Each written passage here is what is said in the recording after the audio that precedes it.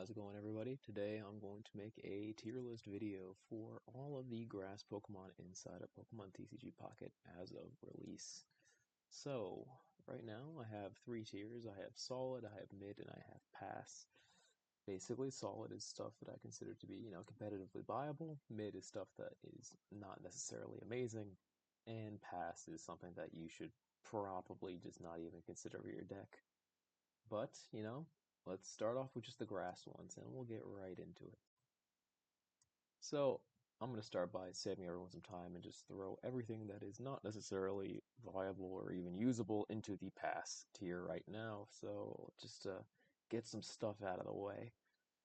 Whimsicott, not enough damage for the fact that you evolve into it. Go, too much energy cost for it to be worth actually evolving and putting on the board. Parasect, same exact reason. 3 energy for an attack is ridiculous for that low of an output on a stage 1, as well as the retreat cost is too dangerous. And Venusaur is, unfortunately, despite my overall like Venusaur, 4 energy for 80 on a stage 2 is not exactly great. But that kind of is all the stuff that you would probably just not even want to consider for your decks as of right now. Well, if you have any differing opinions, feel free to leave a comment. Maybe we can bump them up, but from my point of view, probably not worth it. Alright, now that we got the trash in the bin, let's move on to the mid tiers. Alright. So we have a couple things that I would consider to be decently mid. We have Scyther, fast off the riff, not enough to be really solid, but good enough to consider for some decks, potentially.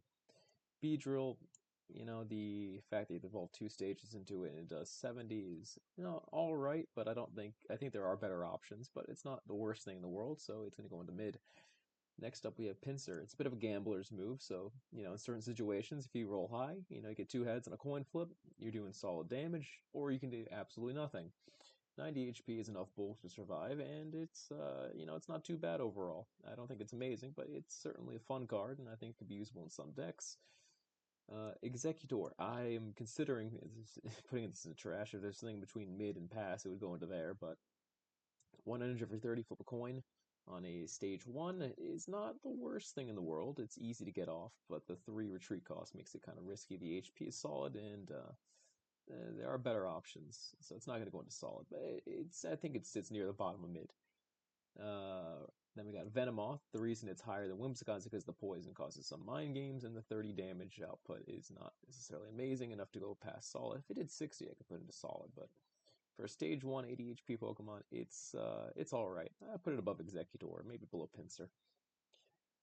Finally, we have Executor EX, which is going to go above Executor, which has, slightly better damage output, but the fact that you can risk 2 prize points for it isn't necessarily worth it.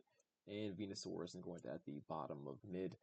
The damage output is not high enough to justify the stage 2 and the 2 prize point risk.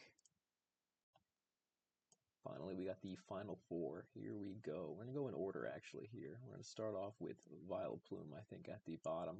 It's an interesting card. I think that it does decent damage.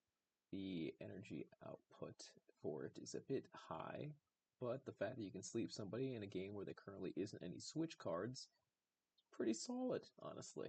Could be better, but it's not terrible. I think it'd be definitely usable. Next up is Butterfree. I think that Butterfree could be used in some decks. I'm teetering on it and putting it up, around the same level of Vileplume. If I could put them on the same level, I would, but one's got to be above it, so Butterfree's gonna go ahead of it. 20 HP heal for all your Pokemon is solid, but the damage output's middling. You have to pair this with something else that needs the healing, basically. It could be good though, I think. Finally, Lilligant. There are no other grass energy accelerators, so this being the only one makes it worth considering. 50 damage is not insane, but it's a low enough energy cost you have to get off pretty quickly. And stage 1 is not impossible to mix in the deck with something else, so I think it's worth putting into solid. Maybe not for every deck, but for some decks. And finally, we got Victory Bell. It is a gusting ability, which is really good. It's a stage 2, it takes a little while to get there. Damage output is not amazing, but you're comparing this with something else, and I think it could be very useful. And that's the list I have for you today. If you have any disagreements or any other opinions, please let me know in the comments. If you enjoy the video, leave it a like, and I'll see you in the next one. Later.